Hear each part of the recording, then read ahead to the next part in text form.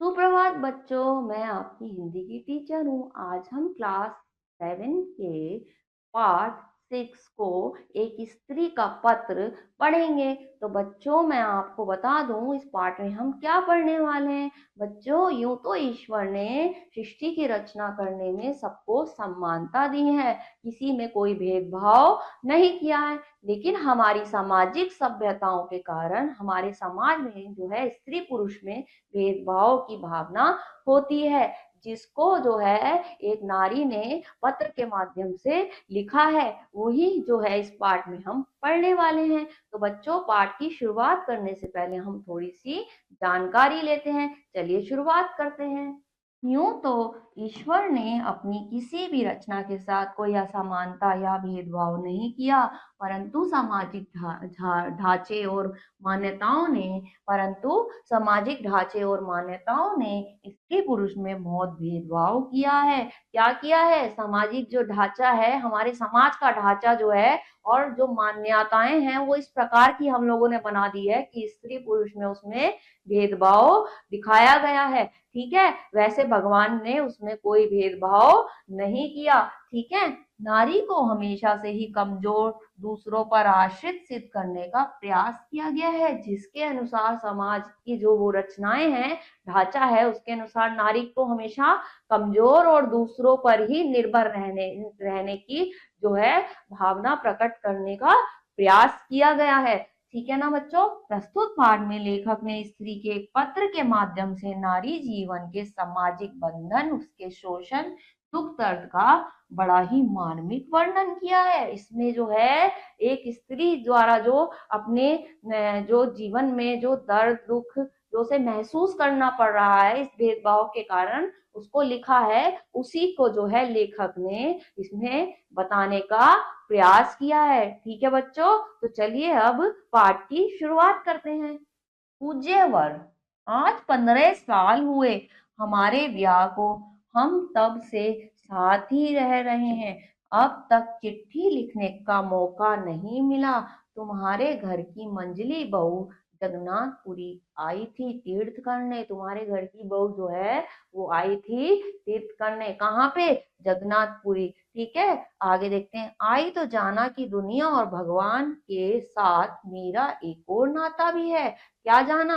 कि दुनिया और भगवान के साथ मेरा एक और नाता भी है, उसने जाना। ठीक है, इसलिए आज चिट्ठी लिखने का साहस कर रही हूँ। इससे मंजली बहू की चिट्ठी ना समझना। इसलिए मैं चिट्ठी लिखने का साहस कर रही हूँ, इसे मंजली बहू की चिट्ठी मत समझना।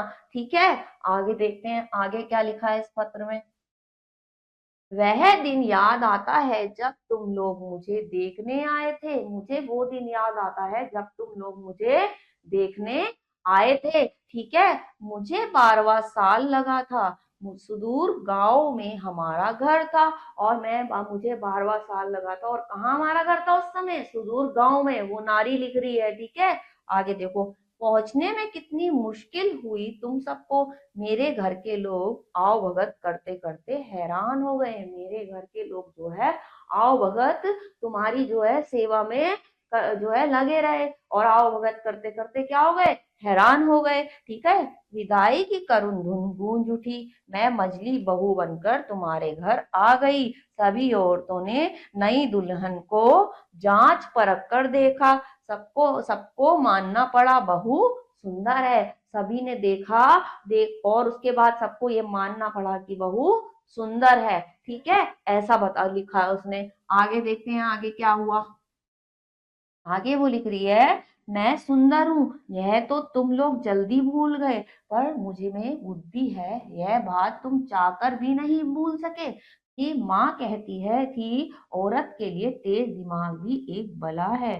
जो है माँ कहती है औरत के लिए एक दिमाग, जो तेज दिमाग है वो भी एक भला है। ठीक है, आगे ये कह रही है, लेकिन मैं क्या करूं? तुम लोगों ने उठते बैठते कहा यह बहू तेज है, लेकिन मैं क्या कर सकती हूँ? तुम लोगों ने ही मुझे इस तरह से बनाया। तुम लोगों ने ही उठते बैठते कहा कि यह बहू तेज है। ठीक है, लोग बुरा भला कहते हैं सो कहते रहे, मैंने सब माफ कर दिया। जो बाहर के जो लोग हैं बुरा भला कहते हैं उन्हें कहने दो, मैंने उनकी किसी भी बात को अपने दिल पर नहीं लगाया, मैंने उन सबको माफ कर दिया। उसने ऐसा लिखा है। आगे क्या लिख रही है? लोग बुरा भला कहते हैं सो कहते रहे, मैंने सब माफ कर दिया। जो बाहर के लोग हैं मुझे बुरा भला कहते रहे लेकिन मैंने सबकी बात का बुरा नहीं माना, उन्हें माफ कर दिया। ठीक है, आगे क्या कह रही है वो, आगे देखते हैं। मैं छिप छिप कर कविता लिखती थी, कविताएं थी तो मामूली लेकिन उनमें मेरी आवाज थी। ये कविताएं तुम्हारे रीति रिवाजों के बंधनों से आजाद थी। मैं ऐसे में अपनी भावनाएं जो है वो कविताओं के रूप में लिखती थी, और वो कविताएं क्या थी, तुम्हारे जो बनाए हुए समाज के रीति रिवाज थे जो मेरे लिए बंधन थे उन सबसे अलग आजाद थी, जो मैं चाहती थी। ठीक है, आगे देखते हैं। मेरी नन्ही बेटी को छीनने के लिए मौत मेरे बहुत पास आई, उसे ले गई पर मुझे छोड़ गई। माँ बनने का दर्द मैंने उठाया पर माँ कहलाने का सुख ना पा सकी। फिर उसने लिखा कि मेरी जो बेटी है वो मर गई, तो उस जो है मुझे बहुत दुख हुआ। माँ बनने का जो है सुख भी मुझे जो है नहीं मिल पाया। माँ बननी तो, लेकिन फिर भी मैं माँ नहीं कहला पाई। ठीक है, वो ऐसा बता रही है। आगे देखते हैं। उसके बाद वो कह रही है, इस हादसे को भी पार किया, इस हादसे को भी मैं सहन कर गई। ठीक है, फिर से जुट गई रोजमर्रा के काम काज में, और फिर से रोज के काम काज में मैं फिर से जुट गई। ठीक है, आगे क्या, गाय भैंस सानी पानी में लग गई, तुम्हारे घर का माहौल रूखा और घुटन भरा था। यह गाय भैंस भी मुझे अपनी सी लगती थी, इसी तरह शायद जीवन बीत जाता। वो कह रही है कि आपके घर का जो माहौल है वो कैसा था, घुटन भरा महसूस हो रहा था, मुझे रूखा रूखा था मेरे प्रति। ठीक है, लेकिन ये गाय और भैंस जो है यही मुझे अपनी सी लगती थी। इनसे अच्छी तो अपनी जो है मुझे कौन लगती थी, गाय भैंस लगती थी। ठीक है, आज का यह पत्र आज का यह पत्र लिखा ही नहीं जाता, लेकिन अचानक मेरी गृहस्थी में जिंदगी का एक बीज आ गिरा। यह बीज जड़ पकड़ने लगा और गृहस्थी की पकड़ ढीली होने लगी। जेठानी जी की बहन बिंदु अपनी माँ के गुजरने पर हमारे घर आ गई। जो जेठानी है उसकी जो बहन बिंदु है वो अपनी माँ के गुजरने पर हमारे घर आ गई, जिसकी वजह से हमारी गृहस्थी में परेशानी आने लगी, वो परेशान करने लगी। वो ऐसा लिख रही है। ठीक है, अपने साथ घटी हुई घटना लिख रही है। ठीक है, आगे देखो क्या हुआ फिर। वो कह रही है, मैंने देखा तुम सभी परेशान थे। जेठानी जी के पीहर की लड़की ना रूपवती ना धनवती। जेठानी दीदी इस समस्या को लेकर उलझ गई। एक तरफ बहन का प्यार और एक तरफ ससुराल की नाराजगी। यानी कि मैंने देखा कि जो मेरी जेठानी है उनकी जो बहन आ गई थी उससे ससुराल की नाराजगी भी हो गई, यानी जो आपके घर के सब लोग हैं वो नाराज हो गए। और एक तरफ वो उनकी बहन का प्यार था कि भाई वो अपनी बहन को भी चाहती थी, तो वो भी दोनों तरफ परेशान थी। ठीक है, आगे देखते हैं। अनाथ लड़की के साथ ऐसा रूखा बर्ताव होते देख उससे रहा ना गया, क्योंकि वो अनाथ थी उसकी बहन, उसके साथ ऐसा बर्ताव मुझसे देखा नहीं गया। फिर क्या हुआ, मैंने बिंदु को अपने पास जगह दी और मैंने बिंदु को अपने पास रख लिया। ठीक है, जेठानी दीदी ने चैन की सांस ली, गलती का बोझ मुझ पर आ पड़ा। लेकिन जेठानी जो है उनके तो दिक्कत सही हो गई, उनसे नाराजगी दूर हो गई सबकी, लेकिन क्या हुआ फिर, सारी परेशानी क्योंकि मैंने रख लिया तो सारा जो बोझ है वो मेरे ऊपर आ गया। ठीक है, आगे देखते हैं आगे क्या होता है, आगे क्या लिख रही है वो। आगे लिख रही है, पहले मेरा स्नेह पाकर बिंदु कुचाती थी, पर धीरे धीरे वह मुझे बहुत प्यार करने लगी। धीरे धीरे वो मुझे बहुत प्यार करने लगी। बिंदु ने प्रेम का विशाल सागर मुझ पर उड़ेल दिया। जो है, मुझे कोई इतना प्यार और सम्मान दे सकेगा मैंने सोचा भी नहीं था। उसने इतना ज्यादा मुझसे प्रेम किया कि मुझे कोई इतना प्रेम करेगा मैंने सोचा भी नहीं था। ठीक है, आगे देखते हैं। बिंदु को जो प्यार दुलार मुझसे मिला वह तुम लोगों को फूटी आंखों ना सुहाया। और जो बिंदु को मैंने जितना प्यार किया उस वो तुम लोगों को पसंद नहीं आया। ठीक है, वो इसलिए लिख रही है, याद आता है वह दिन जब बाजू बंद गायब हुआ, बिंदु पर चोरी का इल्जाम लगाने में तुम लोगों का पल भर भी झिझक नहीं हुई। मुझे ये याद आता है जब वो घर से बाजूबंद चोरी हुआ था, तुमने बिंदु पर उसका इल्जाम लगा दिया था। मुझे आज भी वो दिन याद है। ठीक है, बिंदु के बदन पर जरा सी लाल घमोरी क्या निकली। तुम लोग झट से बोले, चेचक किसी इलाज का सबूत न था। सबूत के लिए उसका बिंदु होना ही काफी था। और जब उसके जरा सा लाल निशान लगा तो तुमने तुरंत बोल दिया कि इसे चेचक है। तो वो ये लिख रही है दर्द की, तुम्हें जरा भी उसमें शर्म नहीं आई। ठीक है, आगे देखते हैं आगे क्या है। बिंदु बड़ी होने लगी, साथ साथ तुम लोगों की नाराजगी भी बढ़ने लगी। अब उसकी उम्र जो है बढ़ने लगी और तुम लोग भी, तुम्हारा भी गुस्सा जो है बढ़ने लगा। जब लड़की को घर से निकालने की हर कोशिश नाकाम हुई तब तुमने उसका ब्याह तय कर दिया। और जब उसको घर से नहीं निकाल पाए तो तुमने उसका ब्याह, शादी जो है उसकी तय कर दी। आगे देखते हैं।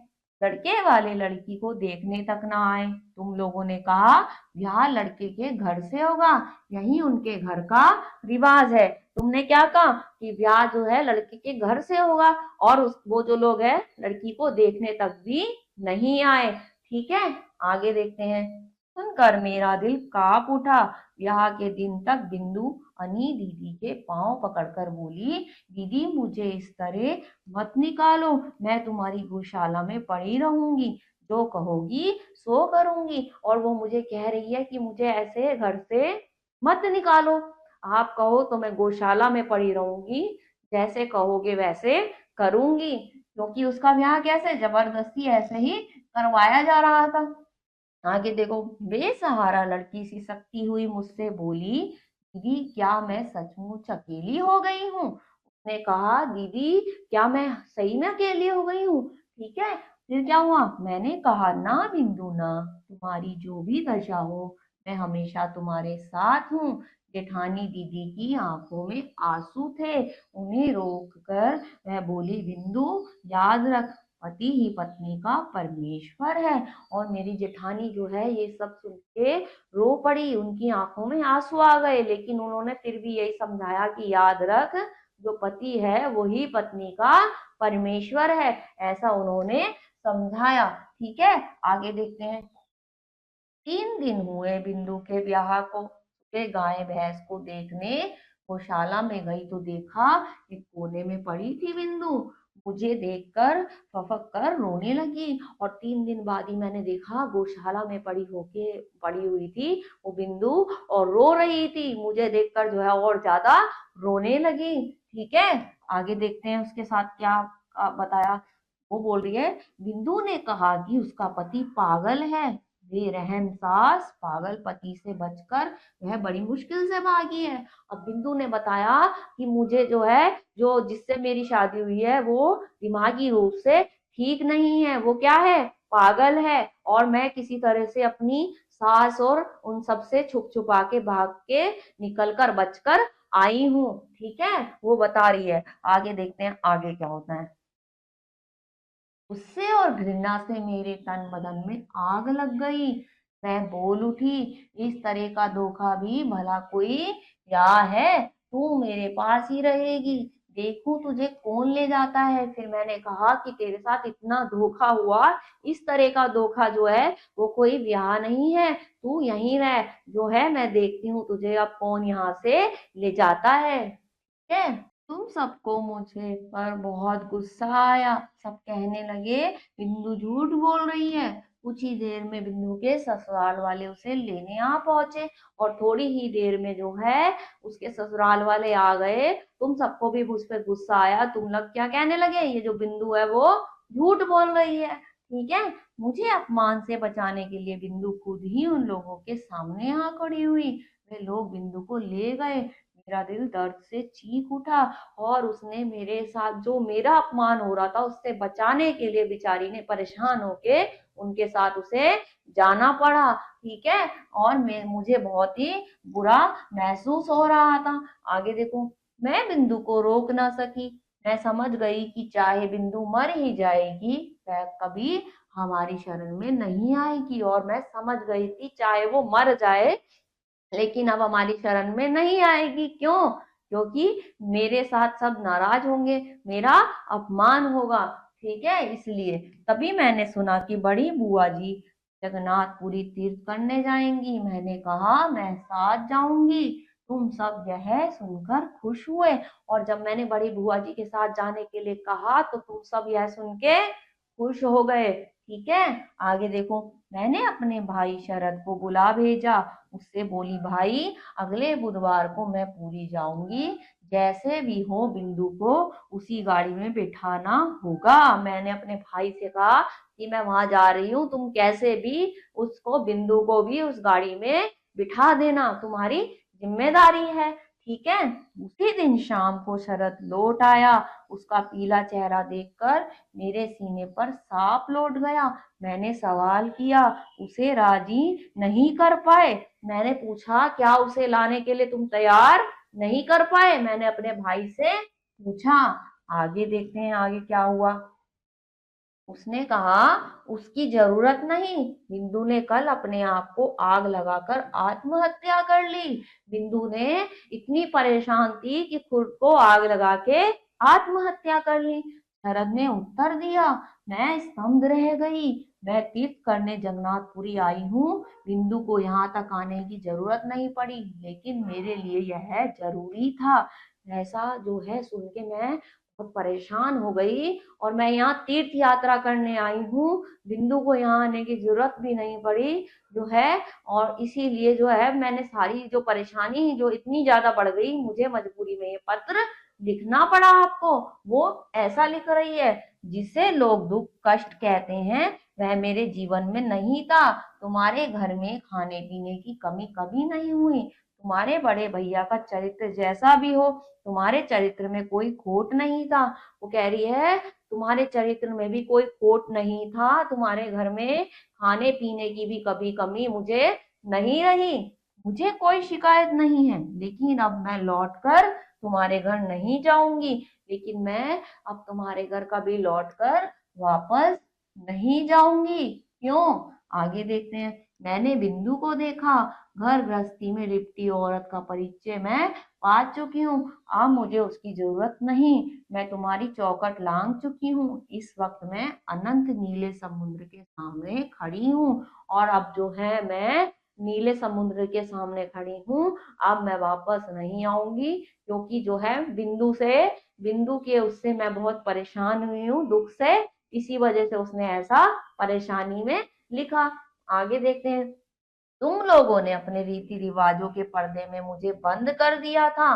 ना जाने कहां से बिंदु ने इसे पर्दे के पीछे से झांक कर मुझे देख लिया और उसी बिंदु की मौत ने हर पर्दा गिराकर मुझे आजाद किया। मंजली बहू खत्म हुई। अब वो कह रही है कि तुमने जो है मुझे अपने रीति रिवाजों में इतना कैद कर दिया था, लेकिन बिंदु के इस जो घटना ने मुझे फिर से आजाद कर दिया और अब तुम्हारी मंजली बहू तुम्हारे लिए खत्म हुई, अब नहीं है। ठीक है। तुम सोच रहे हो कि मैं अब बिंदु की तरह मरने वाली हूँ? डरो मत, मैं तुम्हारे साथ ऐसा पुराना मजाक नहीं करूंगी। मैं ऐसा मजाक नहीं करूंगी। मैं मरने वाली नहीं हूँ। तो आगे क्या है? मीराबाई भी मेरी तरह औरत थी। उसके बंधन भी कम नहीं थे। उसने मुक्ति पाने के लिए आत्महत्या तो नहीं करनी पड़ी। मुझे अपने आप पर भरोसा है। मैं जी सकती हूँ। मैं जीऊंगी तुम लोगों के आश्रय से मुक्त मृणाल। वो कह रही है कि मीराबाई जो है उसे भी जो है इन रीति रिवाजों के बंधन से मुक्त होने के लिए मरना नहीं पड़ा, आत्महत्या नहीं करी। मैं भी उसी की तरह जीऊंगी। मुझे किसी के तुम्हारे आश्रय की जरूरत नहीं है। तो बच्चों, उसने जो है ये पत्र केवल इसलिए लिखा कि कुछ समाज के रीति रिवाज ऐसे होते हैं जो हमें जो है बंधनों में बांधकर इस तरह की बुरी स्थिति तक भी पहुंचा देते हैं। तो ऐसा नहीं होना चाहिए। इसीलिए उसने, एक नारी ने परेशान होकर ये पत्र लिखा है। तो बच्चों, कहीं ना कहीं समाज में इन रीति रिवाजों में कुछ परिवर्तन की आवश्यकता है। रीति रिवाज होने चाहिए, लेकिन वो नहीं कि जो किसी को मरने तक पे मजबूर कर दें। ठीक है ना बच्चों? तो चलिए, इस पाठ को आप दोबारा से पढ़िएगा। अगले पाठ में कुछ और पढ़ेंगे। तब तक के लिए अपना ख्याल रखिए। ओके।